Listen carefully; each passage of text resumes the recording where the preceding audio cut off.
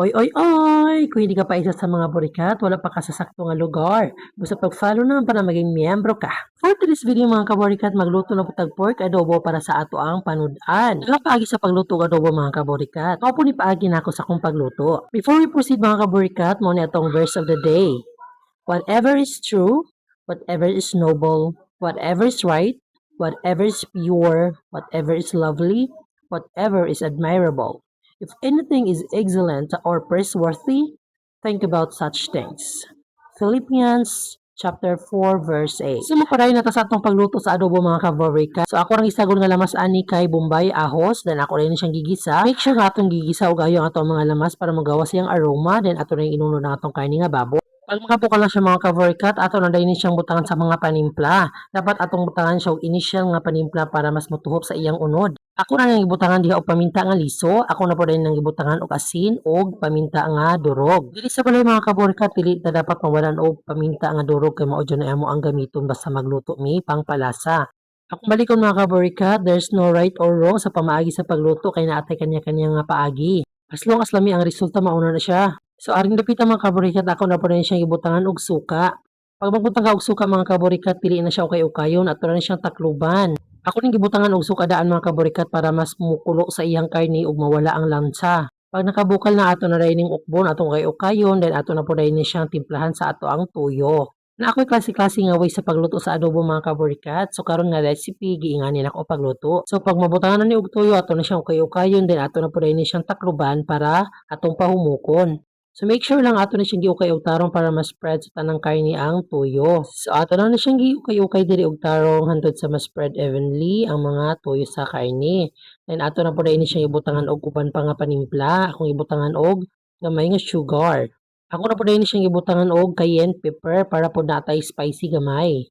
Lami mo dyan sa karning baboy ang spicy gamay ang adobo kay dili kay siya mabidlian. Maunang na ako naka-ready nga cayenne pepper kay mauna siya kung gamiton pang pahalang. Naapatay gi-add gamay nga seasoning. Sa optional na siya mga kaborikat. If di mo gusto mo gamit, ayar nyo butangi.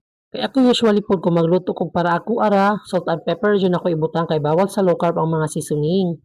Una kung dili mo ginahan og seasoning, ayar nyo butangi mga kaborikat. Salt and pepper is enough na para ma-enhance ang flavor sa ato ang karni. So kaya nahuman naman ako butang o mga pangpalasa mga kaborikat, ako na rin siyang takluban. Ako sa siyang pahubason ang sabaw. So pag nag-reduce na ang sabaw mga kaborikat, ato na po ni siyang ukay-ukayon ug tan-awan igawas na ang iyang natural nga mga fats. So ato rin siyang ukay-ukayon ug maayo para ma-spread ang caramelized nga atong gibutang nga sugar. So usa sa paagi nako mga kaborikat sa pagluto sa adobo nga mas mutuhop ang lasa sa unod, ato siyang pahubason ang sabaw before nato siya butangan og tubig. So pag ma-reduce na jud ang mga sabaw-sabaw nga sobra mga kaborikat ug mantika na lang ang habilin, ato na din butangan sa init nga tubig. Oo, you heard it right. Init nga tubig akong ginabutang pag magluto ko mga kaborikat para dili kulo. Pag dili mo init nga tubig atong isagon mga kaborikat, it takes time pa para mabukal. So imbis pang tulit-tuloy ang pagluto sa karne maputol, mauna nga ininit tubig atong ibutang para mag-continue ra ang iyang pagluto. So pag mabukal na po mga kaborikat, ato na po ni siyang ukay-ukayon ug ato na po dayon tilawan kung okay na ba ang lasa. Kaya lagi nagbutang naman tayo mga pampalasa ganina, so ato na lang ni siyang tilawan para atong i-enhance kung unsa pay kuwang niya. So magdepende ra sa akong mood mga kaborikat, kung ginahan kog adobo nga naisabaw, ako na rin siyang pawon, pero pag ginahan kog uga-uga, ako pa rin siyang pabukalon.